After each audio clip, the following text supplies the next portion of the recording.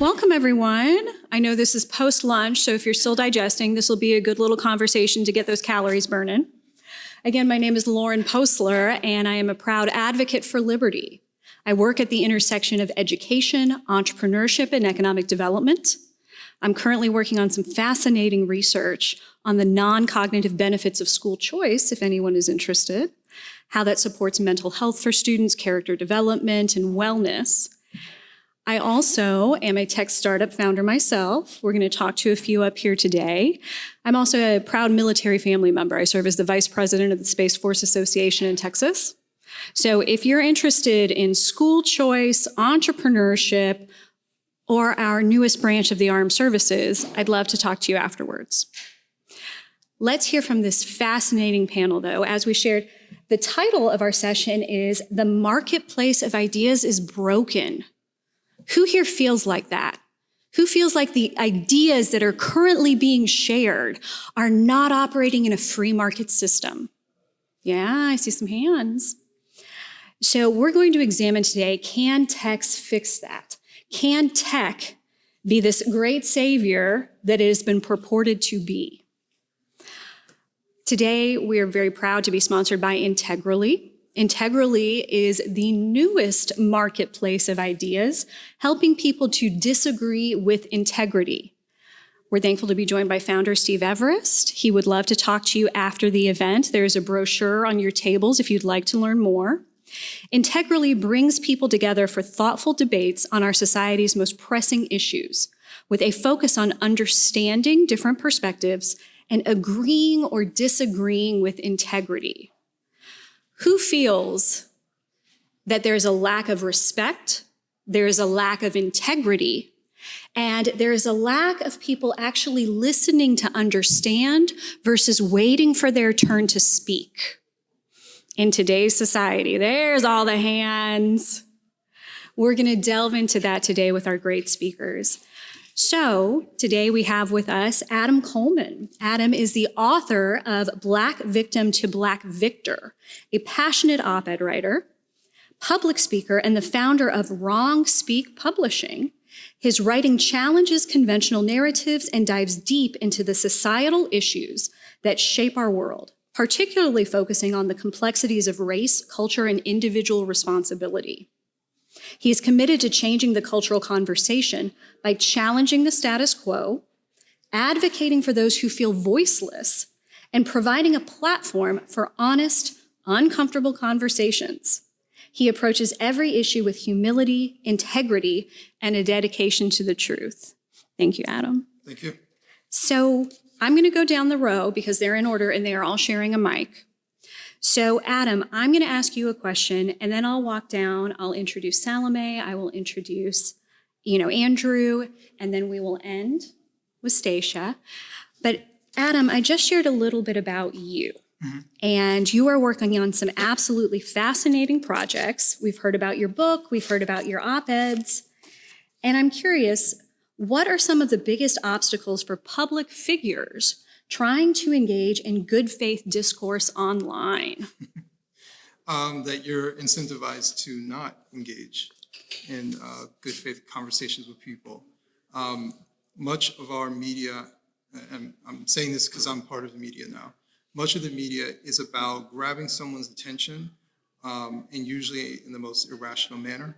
So often you'll get the headlines are something ridiculous.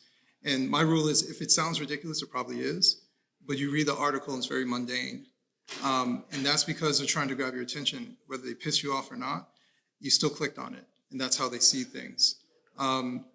We are very much more biased, which means that we might be telling the truth, but we avoid certain things because it doesn't make us look good to highlight that point. So we'll just ignore that. And that's a bipartisan thing. So, yes, we have an incentive structure to not talk about certain things, to not highlight certain problems. And often that leads to leaving abusive people in certain positions or allowing people to become victimized because, well, we don't want to talk about that's our guy or that's our girl. And it turns into this tribal warfare. So yeah, there's a lot of problems. Well, I think that's wonderful segue because Salomé Sibonex knows a little bit about fighting tribal warfare. So Salomé is an advocate for individualism, principled political thought, and creative freedom. She's an artist, writer, consultant, and co-founder of The Black Sheep, a publication dedicated to understanding and overcoming collectivism and groupthink. Salomé has opened for Richard Dawkins' speaking tour, which is pretty cool. She's spoken at Freedom Fest a number of times and works with organizations like the Foundation for Economic Education, FAIR, FIRE, and the Heterodox Academy. So this is part of your area of professional work, Salomé. Mm-hmm. And I'm curious, you've spent years challenging ideological conformity. What do you think most people misunderstand about groupthink? And why does it seduce even the most intelligent minds? Because we all think that we're special. We all think that it's not going to be us. It's the other guy that is prone to groupthink. It's the other guy that lies to himself and doesn't like truth. And in reality, it is a skill to pursue the truth. It is a skill to engage with viewpoints that offend us. And I don't speak from experience as someone who just works with all these organizations that promote ideas like viewpoint diversity and constructive disagreement. I speak as someone who was that person that did not want to engage with different viewpoints, who was very much the kind of authoritarian leftist that we know is a problem today. I fell into that because I didn't know any better when I was younger. And so how do you engage with opposing viewpoints if you've never learned how to do that? You try to shut them down. You try to demonize those viewpoints. You try to censor them.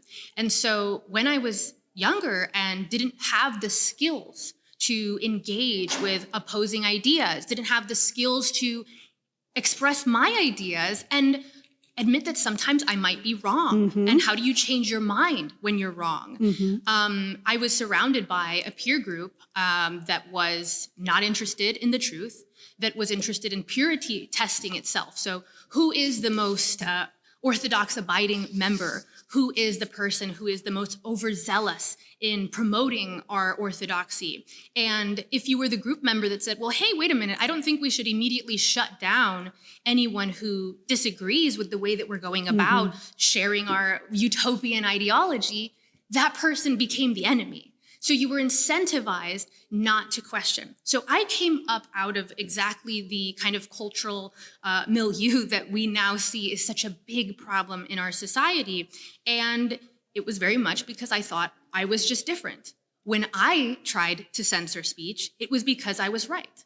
When I tried to demonize people who disagreed with me, it was because I was good and they were bad.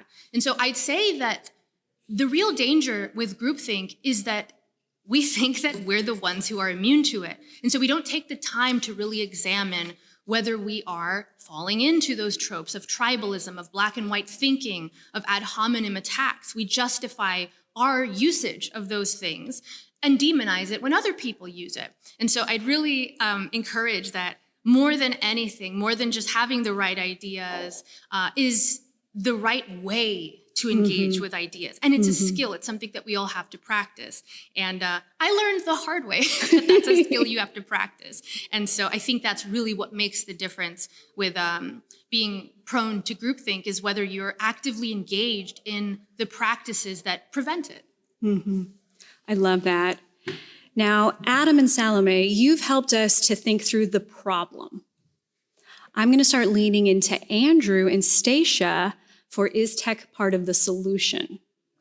So few people bring the worlds of artificial intelligence, storytelling, and deep sea adventure quite like Andrew Mayne.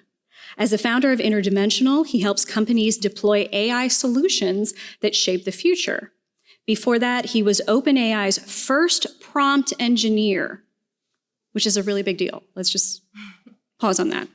And played a key role in developing GPT-4, ChatGPT, and GPT-3, crafting many of the original prompts and examples still in use today.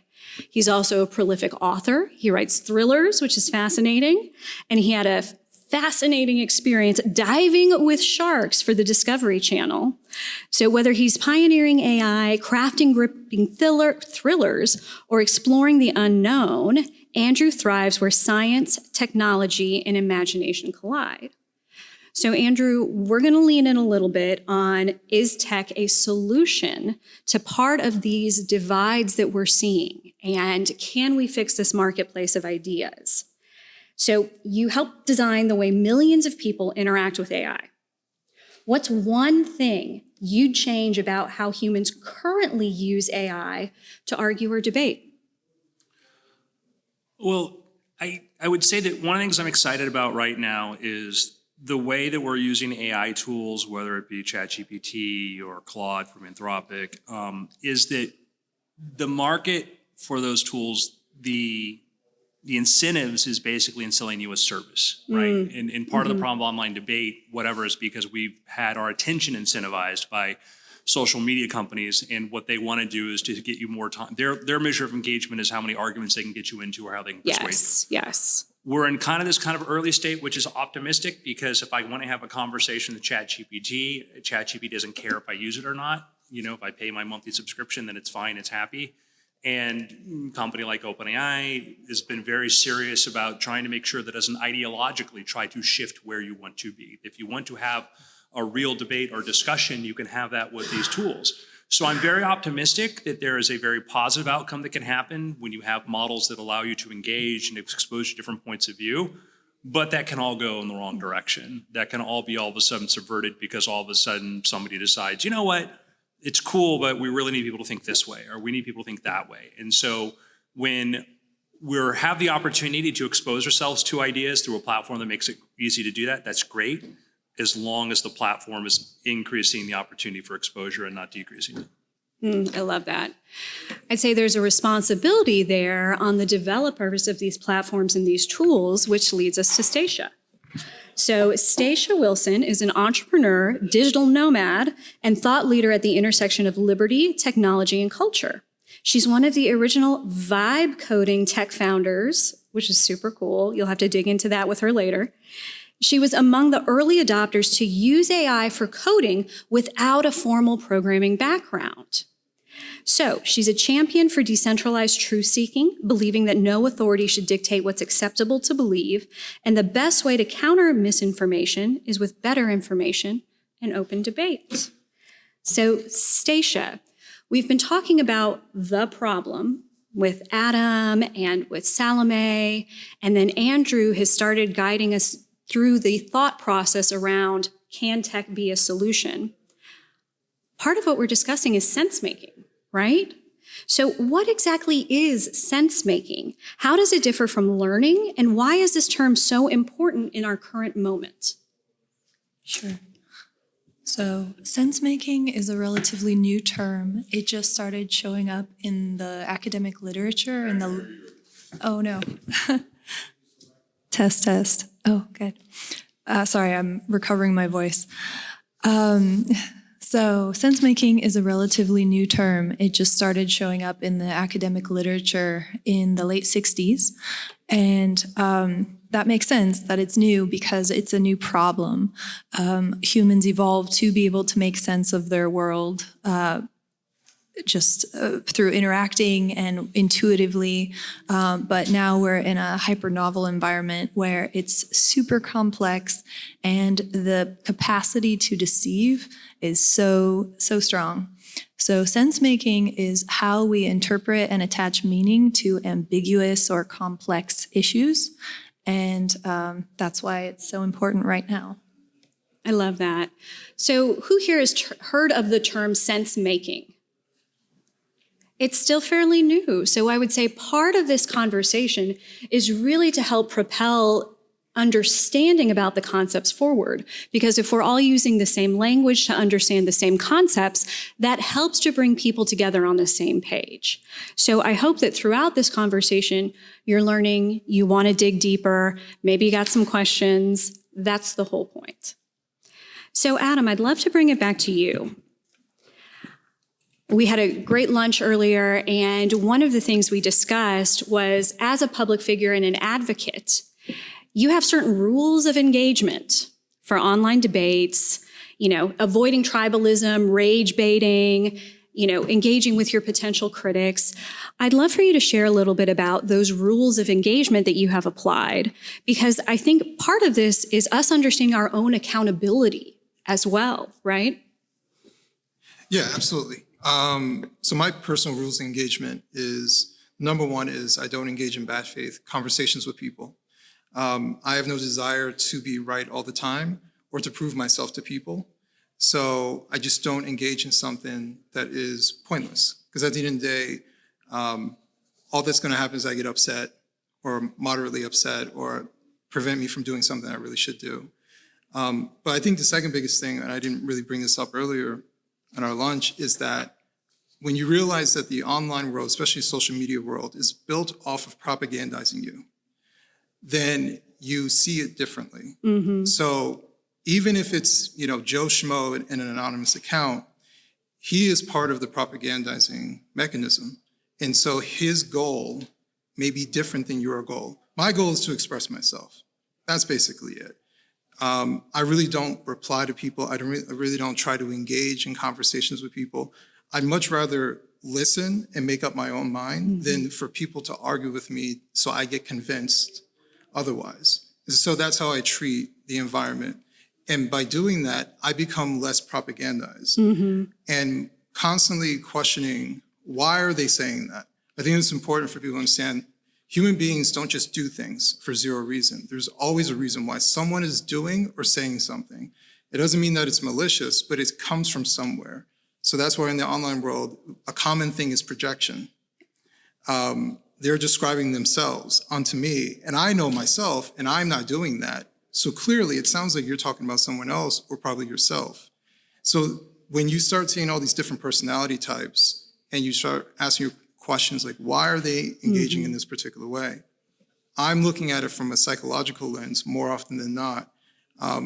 But yeah, there's a reason why we're all being propagandized, and it's because it makes a lot of people money. Yes. And especially, X has its payouts now, and you can see the light bulb going off for people and their entire reason for being on there, which was just a place where they can maybe gain some attention and complain about stuff, all of a sudden change into constantly asking questions so they can convince you to engage with them, even though it's not real engagement. They're just getting you to behave differently, to get upset more often, to bring up 3-year-old videos that make you upset.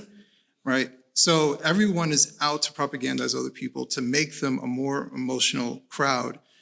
But if you realize that beforehand, then you can opt out.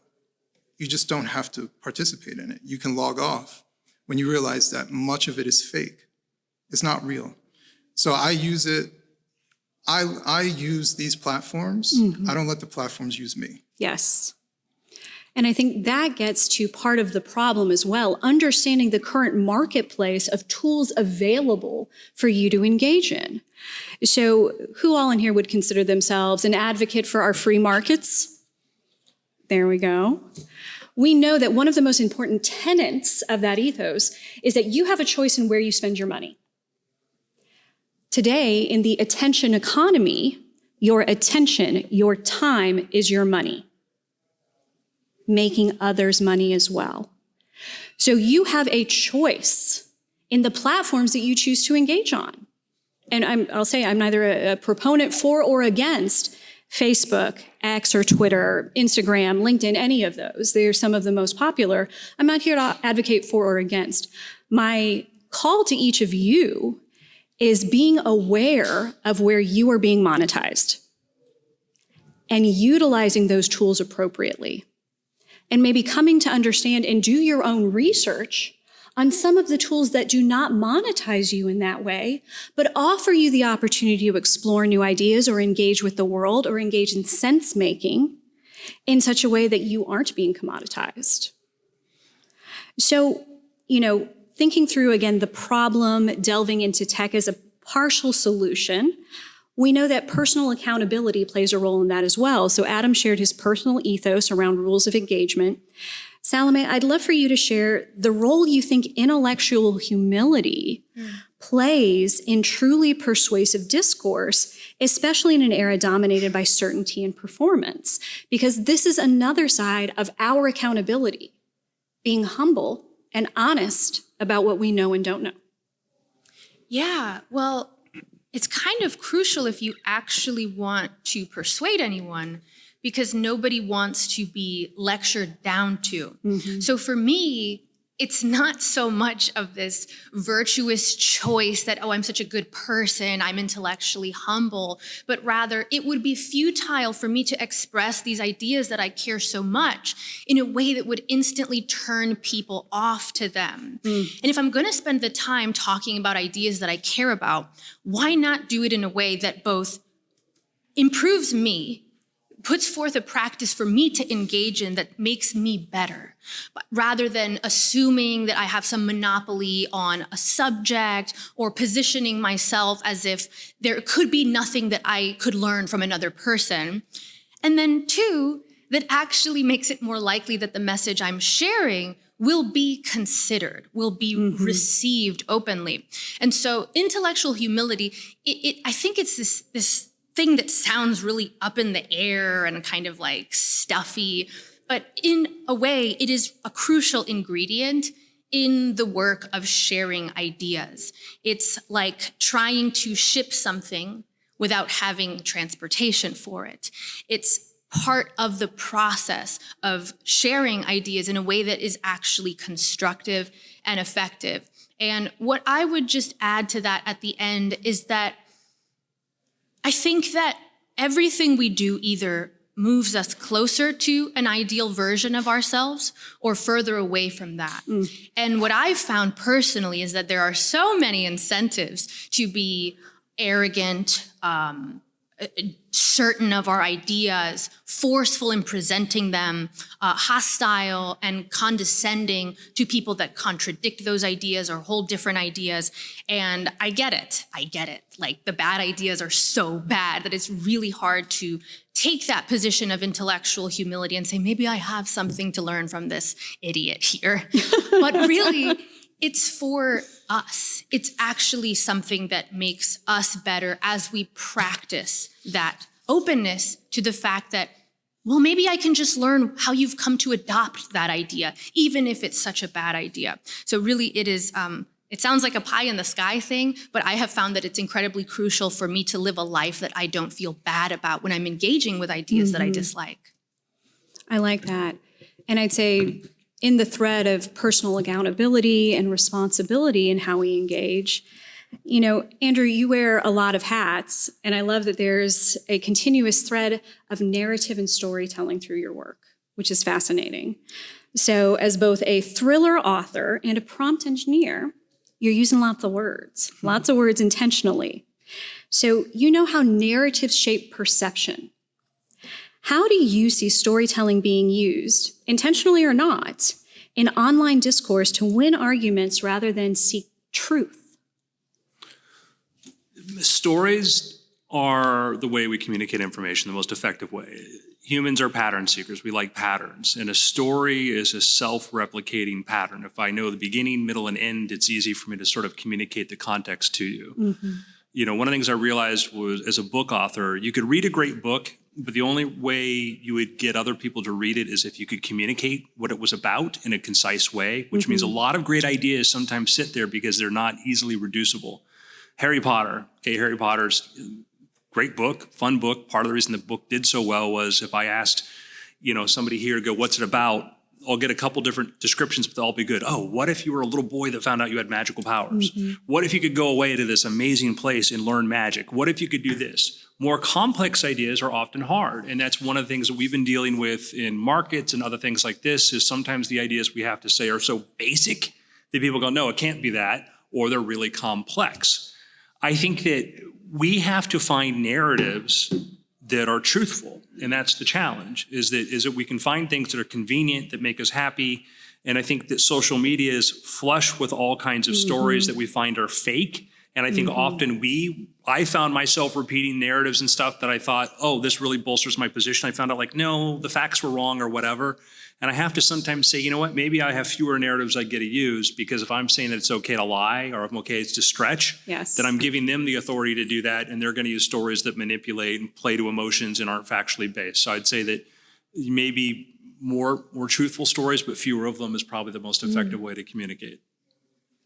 I like that. And it's such a challenge. It is such a challenge when you are engaging with content online to be discerning, to pause before agitated, to take the opportunity to dive in. And I'll add, like, if you look at like what goes viral on TikTok, you know, it's this person's, you know, her boyfriend walked out on her and then she did this, you know, his boss said he could never do it, so he did this. It's a lot of revenge fantasies. It's a lot of this. It's a lot of kind of appealing to the person of us who feels like the underdog, and it's manipulative. I have a friend that has a company that all they do is produce viral videos for social media, and he has actors and people that just go make these. It's a bullshit factory. Yes. I have no Yes. problem that he does it, but his audience doesn't necessarily realize that it's bullshit, you know? And I think that's part of the problem is that we have to think about like, oh, wow, when we're fulfilling people with these things, and man, we saw how easily you can manipulate people with a few social media stories to get them on one side or the other. I would say that,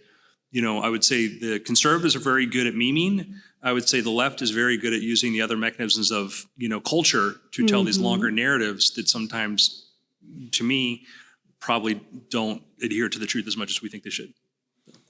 Well, and I think that gets to the larger question of sense making. How are we making sense of the world? How are we pouring through information, being discerning, being accountable? And Stacia, this is something that you dive into deeply. So how can sense-making platforms like Integrally or your project Qrio help improve our debate quality and help us to go through the process of sense-making, to train our behaviors so that we can engage in that process on our own? Right. So like Salomé was saying, intellectual humility is so important for sense-making and seeking the truth.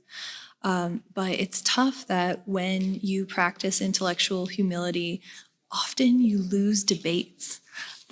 Because in debating, you need to pretend to be confident, you know? And I feel like the debate system kind of works that way.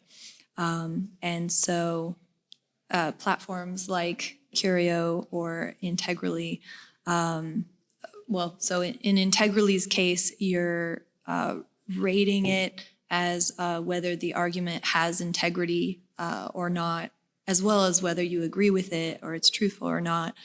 And I think that's important because you can be very confident in an argument that is not with integrity. Like you're just trying to win, and so you're just saying you can. I'm thinking of a debate I watched recently where one of the debaters was just so confident in everything he said, and so confident that the facts of the other person's argument were wrong, and so he ended up winning the debate, even though some of his information was wrong.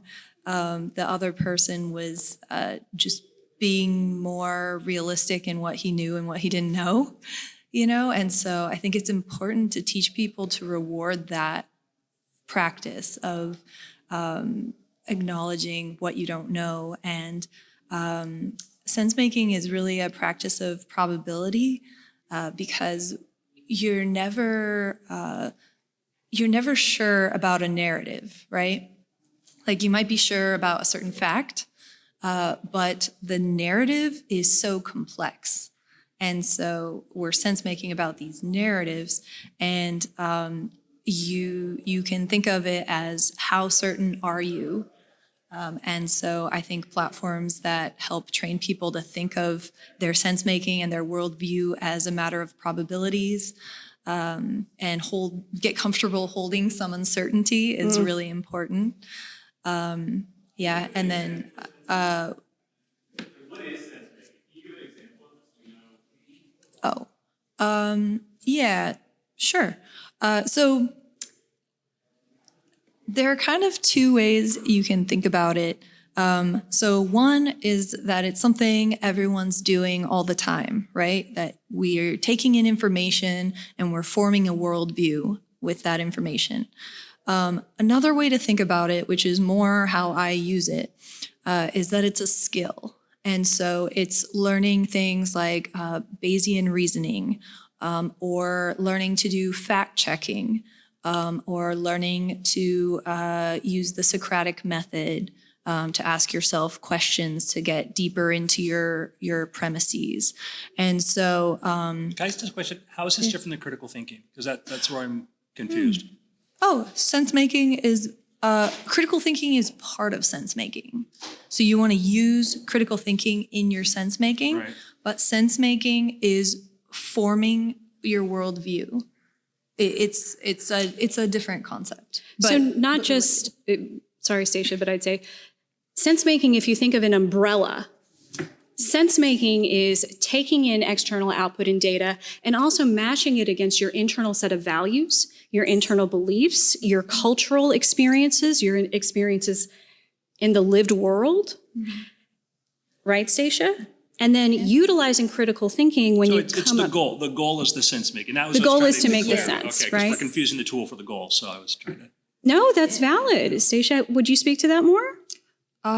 Yeah. So sense making is taking in information about the objective world and then attaching meaning onto it and creating a narrative. So critical thinking is definitely part of that. I would put that under the when we talk about sense making as a skill. Critical thinking is one of those tools that we're using to develop the skill of sense making. So I'm trying to understand the categorization. So I can have a very bad sense-making process too. I Yes, can be like, exactly. I just listen to the loudest speaking person who interrupts you all the time and go, that's the Yes. guy to listen to. So we'd say that the Exactly. category of sense-making, you can say Yes. a good tool would be critical thinking, a bad tool would be some other rubric. Yeah. Cool. Yeah. Although I have a critique of critical thinking. I feel like, You have a critique of critical thinking? Yes. well, I feel like sometimes people are just critical and they're not open. And so just being critical without also trying to learn, being open to new ideas. Curious. Being Well, curious. again, that's a semantic distinct. There's critical Yes, thinking, which is a sure. whole category. Everything you mentioned, the Bayesian reasoning, all of it. I worked for an Annenberg project on critical thinking in public schools, and that was our whole goal was how to achieve better sense making. Okay. So, Yeah. but I agree, there is critical thinking got kind of derailed into all sorts of places, which I'm sure we'd agree with. Well, there's the word critical as an adverb describing a negative behavior that you have assigned to, a concept, then critical as a behavior Essential. in critical thinking, yes. I'd say part of the sense making, we'll go to Adam, is bringing in your own personal set of ethos and values. So Adam shared a little bit about his rules of engagement online. Adam, you also wrote a book about the victor mindset. This is an internal set of guiding principles that helps in your sense making of the world. So what is it and what does it look like, in a debate setting or where ideas clash? Because these are all tools in our sense making toolkit, a personal set of values or guidelines by which you live your life. Well, you say The victor mindset. Victor mindset. Yep. Well, the victor mindset is the opposition to the victim mindset, which we're much more familiar with, which is incredibly nihilistic. There's nothing I can do about it, but there's a big component of it is external blame. Yes. So my life is terrible because of them, Yes. not because of me, because of them. Whereas a victor mindset realizes that my life sucks because of me, but acknowledging that it's me allows me the control to change it, to change my life. But if you make it all about the external, then you're going to be waiting a long time for someone to fix your problems.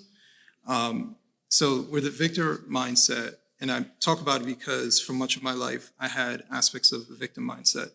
When you have, constant depression and suicidal ideation, everything becomes about how life is terrible, very nihilistic, at times pointing blame to somebody else, or making yourself incapable, even if you recognize that it is your fault, you're incapable of fixing that. Whereas the victor mindset leans on optimism, says that it is my fault, but I can also change it. And then that's how you actually progress in life. So my concern from a narrative standpoint is seeing people who create narratives for consumption that says, the reason why our society sucks is because of them. Insert whatever group that you want. It could be a political group, it can become a racial group, ethnic group, whatever group you want. But they always make it about them, it's the other. And they do that for manipulation purposes. It's to take your eye off of the people who are actually affecting it. Or to say that just believe in us and we'll take care of them, right? So it usually is a way to disempower people. Whereas the victor mindset says, regardless if they're doing something, I'm gonna do the thing that I need to do. So I tell people, regardless if the president you voted for made it in or didn't make it in, you can be a better father, better mother, a better friend. You have things that you have control over. Focus on those things. And this way, you won't get caught up with the whole tribal mindset of waiting for them or blaming these people. You'll actually be able to do something in your life. You'll feel a whole lot better. So it's not to say you don't do anything. You don't become part of the cultural conversation or politics or anything like that. But it's to say the things that I have control over, that's what's most important. Yes, I love that. And we're going to get back into the tech in just a minute, but I think, Salomé, building on that, we've talked about intellectual humility, rules of engagement, personal accountability, and By the then... way, you just rated our panel at number 10.